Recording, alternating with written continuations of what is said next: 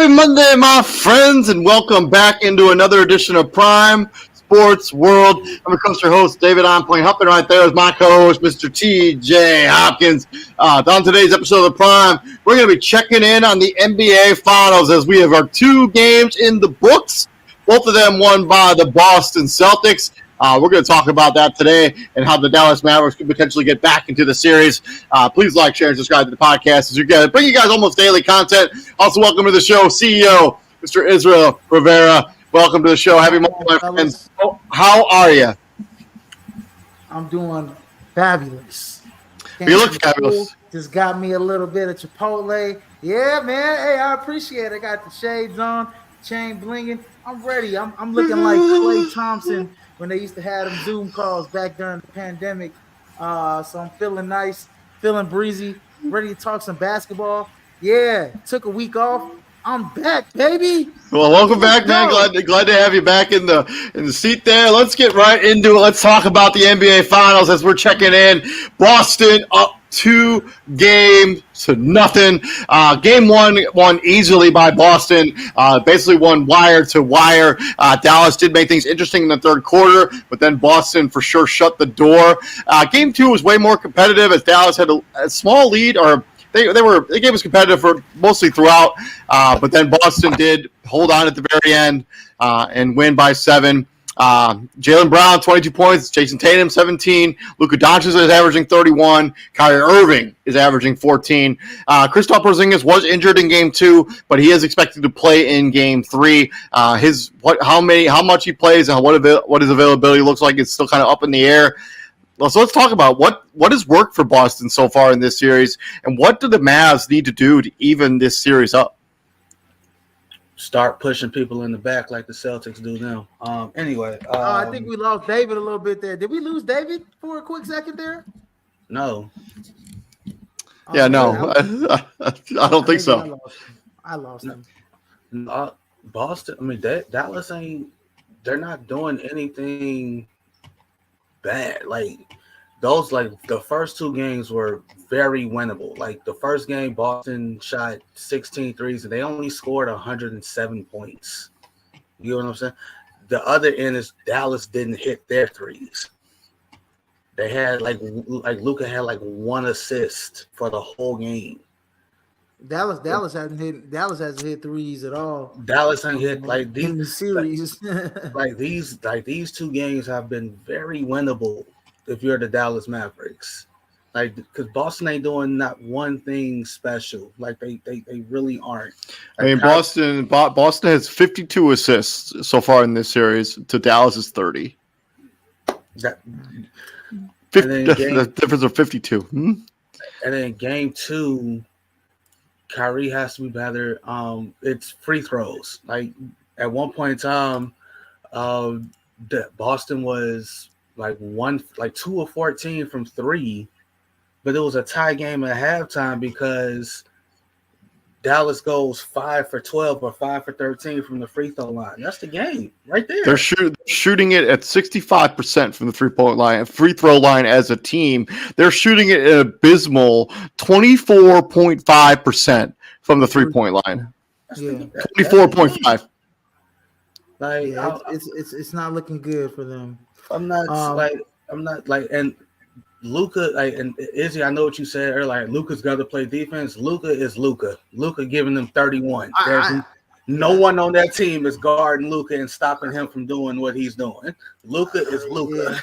Yeah. Well, I think if you're Boston, I wasn't going to bring up Luka got to play D. If you're Boston, I think you're going to live with Luka going off if everybody else is going to play as poorly as they play. Outside of PJ Washington, PJ Washington's been okay in this series. He's the second leading scorer actually in this series for the Dallas Mavericks. But TJ touched on it. Luka Doncic, Kyrie Irving has to be better. Shooting at 35% from the field. He hasn't attempted a 3-point, or he hasn't made a 3-point shot so far in this series. 0 of 8. It's just not going to cut it. 14 points, and you have to be the second best player on this team. It's just not going to work out. He's definitely got to play better. But getting back to the Luka point about yesterday. I know he dropped a 30-point triple-double, but he also had 8 turnovers. And he also shot 50% from the free throw line. And I'm not expecting Luka to be perfect from the free throw line. Well, I mean, maybe he should be. I mean, But he's like his career averages of the free throw line is he's like a 60% free throw shooter. Like he's just not good at it. And so the 8 turnovers though. I mean, he had some big turnovers, especially when Boston was going on their run to swing up double digits last night. I mean, passes behind the back. I mean, I know some of them were getting through, but a lot of them were not. And I like the adjustment that they made. Kind of swinging Luka back up at the top and kind of getting them on a screen and roll action. But then Boston's doubling them, right, as they should. Because there's just nobody else that is scoring. I mean, Kyrie Irving at this juncture right now, I don't know if it's just the Boston crowd. He hasn't played well there. His record isn't the and I think he's 0-12 since he stomped on the logo. 0-12 since he's something like that, yeah. Since he stomped the logo.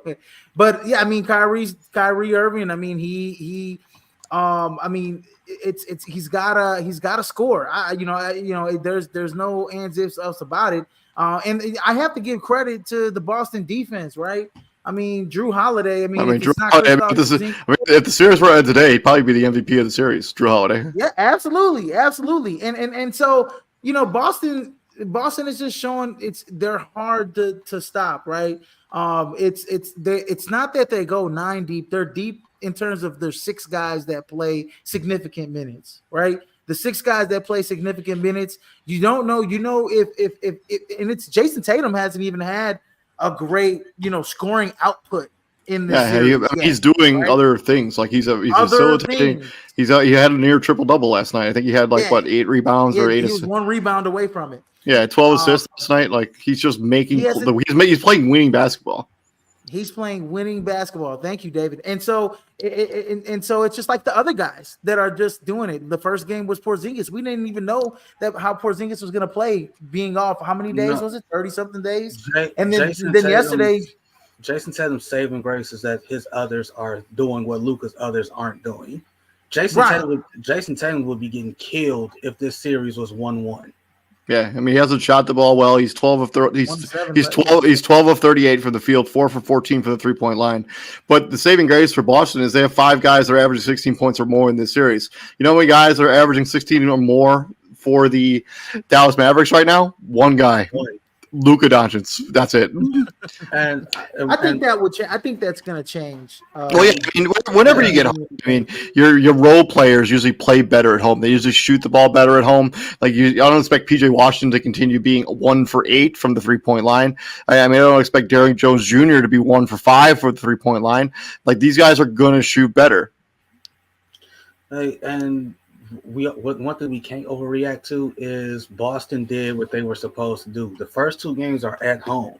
All they did was hold serve. Yeah, the series doesn't really start until a team drops a home game. Exactly. Can we talk about the ending of the game? Yeah, go for it. Mm-hmm. Can we talk about the ending of the game? So Dallas goes on a 9-0 run. They're within 5. Derrick Jones gets a block. Kyrie gets the ball, swings it over to Derrick Jones. PJ Washington. How many times? Swings it over to PJ Washington. Sorry. How many times throughout the NBA regular season? How many times in these playoffs have you seen that little slight push in the back? Get caught every time. A lot. Jaylen Brown get called the foul. So why are we swallowing the whistle here? Because we're in Boston. We're in Boston, and this is what. Real talk, that could have been called a foul 2 different ways. Because Derek White didn't block the ball; he slapped PJ Washington's hand. We always let the hands part of the ball, but that's the I hate that. But it's such a whack argument. It's such a whack argument because that's not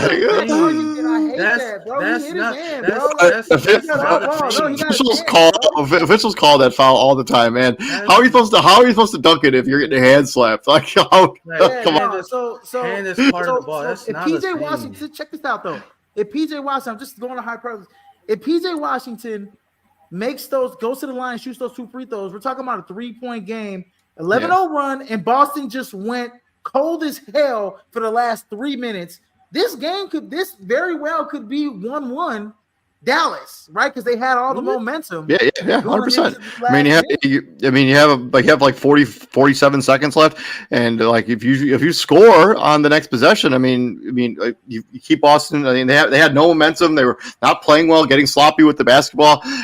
Dallas scores there. I mean, that's 3 points. I mean, they had give it to Luka with only down 3 with like 28 seconds, whatever how much time would be left. Yeah. I mean, talking about Dallas Mavericks winning this game and tying this series up, but that's not the way it worked out. I also did not care for the final possession by Dallas. Like, I just don't think that was the best shot they could have gotten.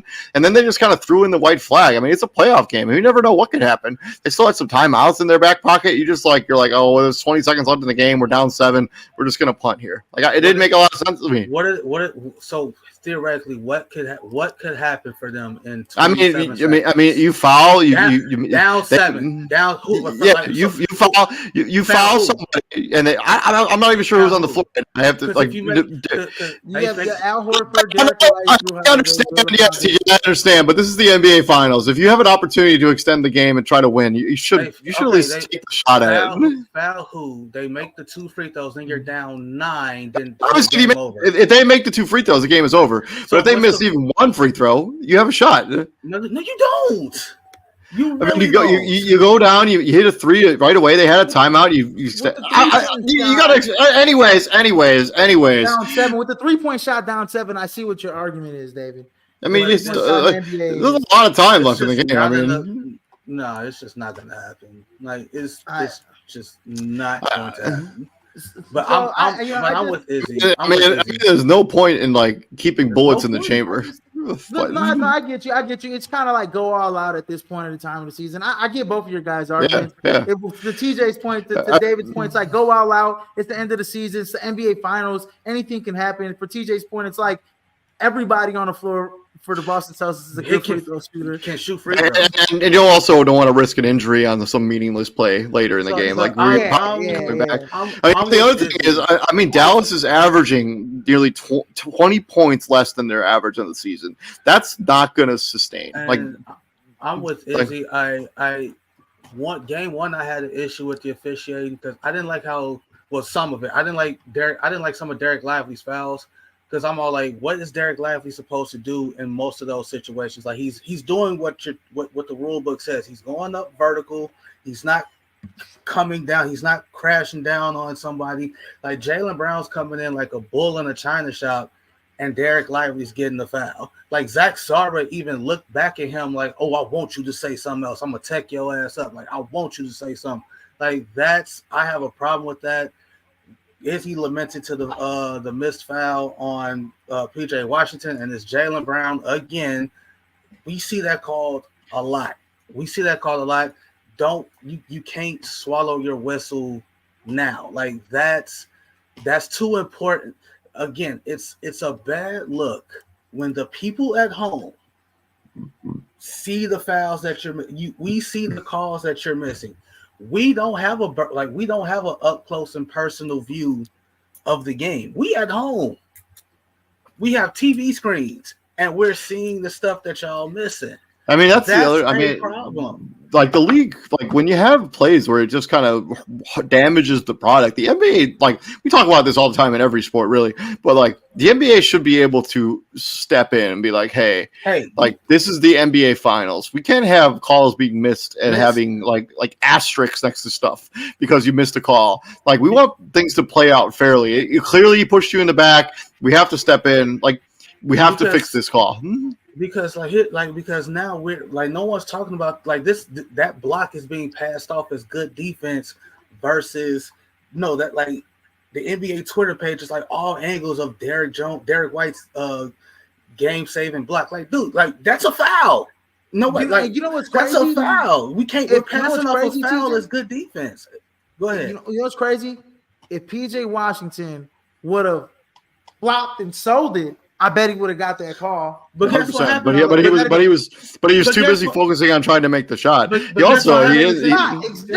But guess what happens if he tries to flop? Like bro, like he's midair. Yeah. How you gonna flop? How you gonna flop midair? You know what I mean? Like, you know how the guys do it when you barely push them in the back? I think you've seen this in a couple Bulls games where it's like, no, bro. Yeah. Like he, you know like, what no, I mean? Like, to his defense, like, bro, he's like he's in like he's midair. He ain't thinking about flopping, like, because in his mind, probably, hey, this is an easy call. I got pushed in the back. This one Celtics fan that this one like, well, his hand was on his back, but it didn't look like a push to me, bro. His hand was on his back. Why else would his hand be on the back if he didn't give him some kind of push?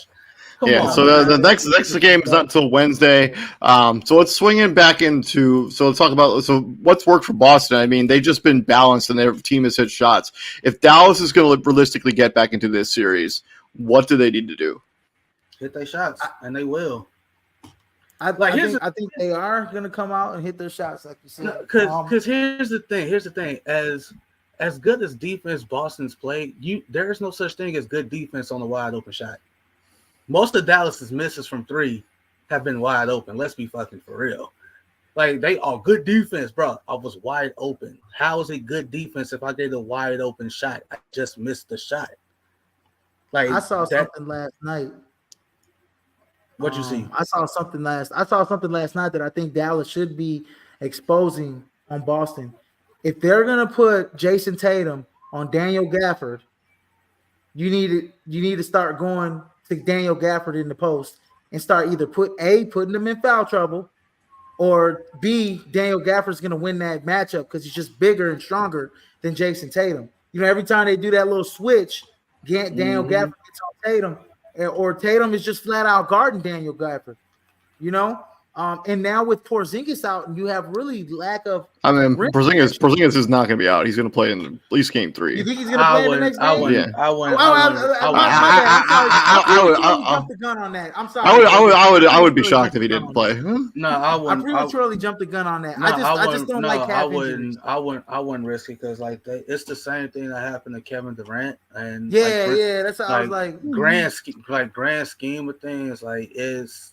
I mean, Porzingis I think is a free agent after this season. I mean, I don't remember what this. I mean, I get it. It's the NBA Finals. You may never get this shot again. I understand all that, but at the same time, here's what I think. I think he's gonna be a game time decision. I think he's gonna, I think he's gonna test it out. Let's see what happens. Porzingis is locked up for 2 more seasons after this. So I think game 3. I think game 3 they don't. I think game 3 they just kind of they let him get some rest. I think they'll pop him out game 4, get him some rest on that calf. But I don't think he's playing the next game. I think Dallas has to really start looking at the size, like Lively, and start looking at Gafford, and start taking advantage of, even if it's Jaylen Brown, even if it's Jason Tatum on them, man, start going to the post on these guys, man, because they're just smaller than both of those guys. Especially Gafford. Gafford is capable of getting 20 and 10 in a game. I also think, so Kyrie Irving, through a lot of this playoffs, has deferred to Luka Doncic. I just don't think he can play like that if they are expected to win this series. He's got to be more aggressive. He's got to take more shots. He's just got to be more actively involved on the offensive end of the ball.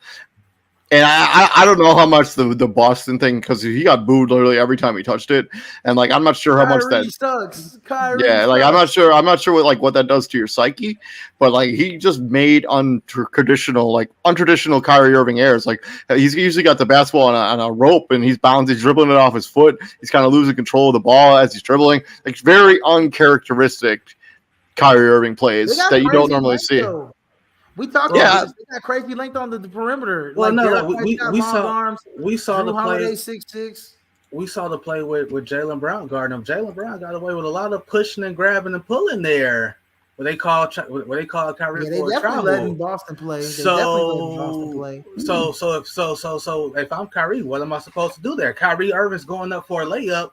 Derek White's using his left hand to propel himself up on Kyrie Irving's shoulder and block the shot. That gets called a block. That's a foul all day long. I think in Dallas, like the role players are going to play much better. I think guys like Derek White who got wide open a couple wide open 3-pointers and just airballed them. I think he makes those shots. I think possibly playing Jaden Hardy a little bit more minutes off the bench, right? He's a microwave type of scorer. I know the moment may be a little bit too big for him. The stage may be a little bit too big for him, but you got to see what you can get off that bench. Maybe even playing Dante Exum a little bit of some more minutes just to get some more defensive intensity, get more of a longer wing, maybe get some more what's that, pace in the game. Because when Dante Exum's out there, he does give you some pace because he gets up and down the floor so fast he can create for get more open shots. The problem was with Exum is like, and I saw it yesterday. He don't know when to, like, he got to do a better job of picking and choosing when to go. Like, bro, when it's 1-on-4, that turnover, the turnover was bad in the second quarter, whatever. And you're the one, like, bro, like, no, like, hey, no, I need you to pull that back out. Like, I have no problem with you pushing the pace, but don't go when it's 1-on-4, because then you got yourself in no man's land and you had nowhere to go. These were two very winnable games for the Mavericks. Game one, they just got punched in the mouth in the first quarter. Yeah, like the largest first quarter lead in the history of the league. NBA Finals history. Luka scored 20 points in the first quarter and 12 points the rest of the game. They did a really good job defensively on Luka Doncic from the second quarter on. But for the rest of the game, they really made them inefficient. In terms of that third quarter, if I'm Dallas, I'm keying in on that, because again, Boston shot 1 for 7 from 3, and they got a 29-point lead, got whittled down all the way to 8, from 29 to 8, and it was so like Boston. This is what I'm saying. Like, Boston do dumb shit. Like they just do dumb stuff most of the time. They do dumb stuff half the time. They just banking on the other team. Well, because you live by the 3, you die by the 3, right? And when you shoot the most threes and you make the most threes in the NBA, when they're not going down, what happens? A lot of those become long rebounds and one possession shots. You know what I mean? One possession, shots. So, and what I want, one shot possessions. My bad, one shot possessions. So, my thing is that Dallas in the next 2 games or for the rest of the series, they have to play more to their maximum potential than Boston literally does, because Boston, I don't even think has played to their maximum full potential yet. Do you guys agree? I agree with you on that. They haven't, and neither is Dallas. I mean, neither of these teams have played at full clip. Right. Yeah, so I think Dallas, and I think Dallas more in a sense has to play more or less to their maximum potential in order to even get themselves back into this series, as opposed to Boston. Because I think right now Boston isn't even, playing to their full potential yet, where they were. I mean, golly, there was a stretch in the regular season. I know it's the playoffs, there's a stretch in the regular season where they were blowing teams out every single night, scoring 120, 130 points a game. So it's that. So I think look, at home, I think the energy will be there. I think the guy, I mean, and also, like I said, off the bench, who's the other Aussie?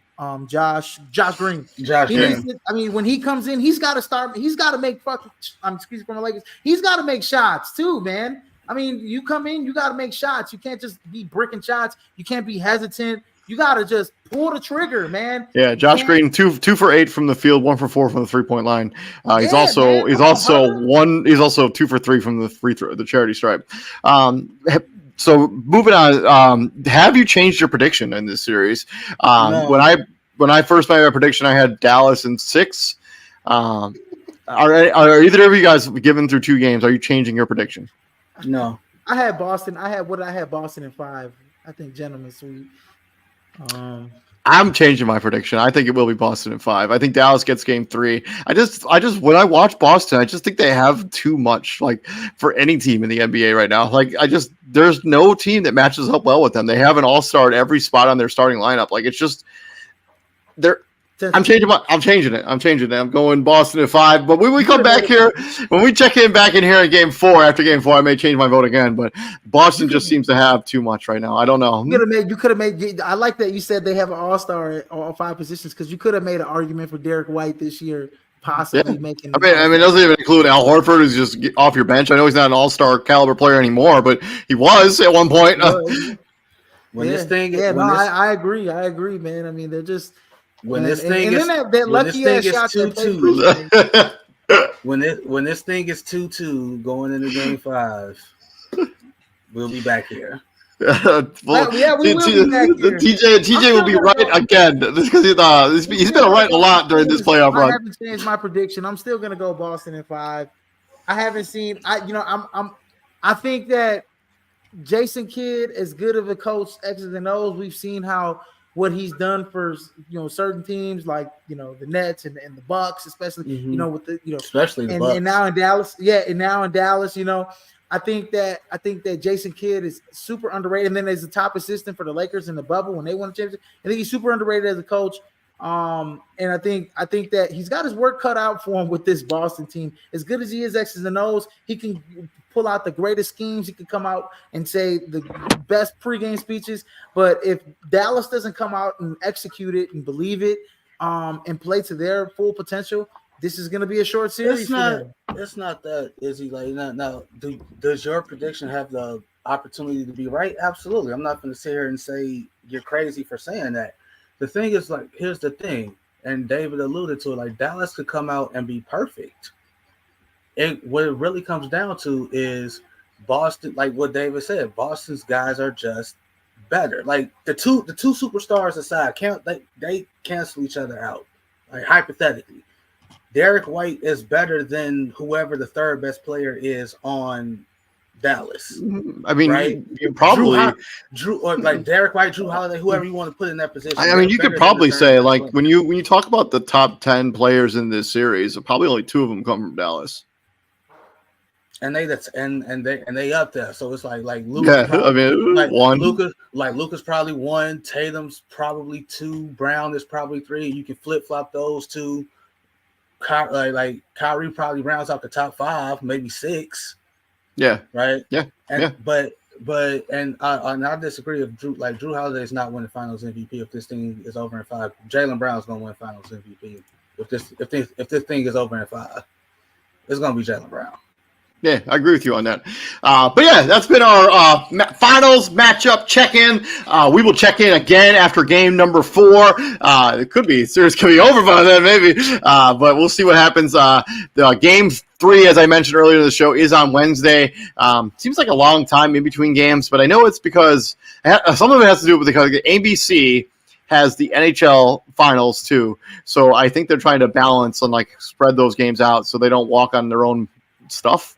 But if that game 2 of the NHL Stanley Cup Finals is on right now on ESPN, so yeah. So but yeah, I've been David Huppin. Right there is TJ Hopkins, Israel Rivera. Thank you very much for joining us. Please like, share, and subscribe to the podcast. Tomorrow we're going to be breaking down those championship games in the UFL and looking forward to the championship match in the UFL as well. But yeah, thank you very much for joining us. And gentlemen, what do we do here at the Prime, my friends? We bring the heat, baby. Yes, sir. Yes, sir. And man, the heat is going to be coming here in Fort Wayne. It's supposed to be like in the upper 90s for the rest of the week outside of tomorrow. You can start telling my son to stop turning on the heat because who the hell he think he is? But yeah, we'll be back here tomorrow. You guys all have a good night. Stay safe out there. Peace out, guys. See ya.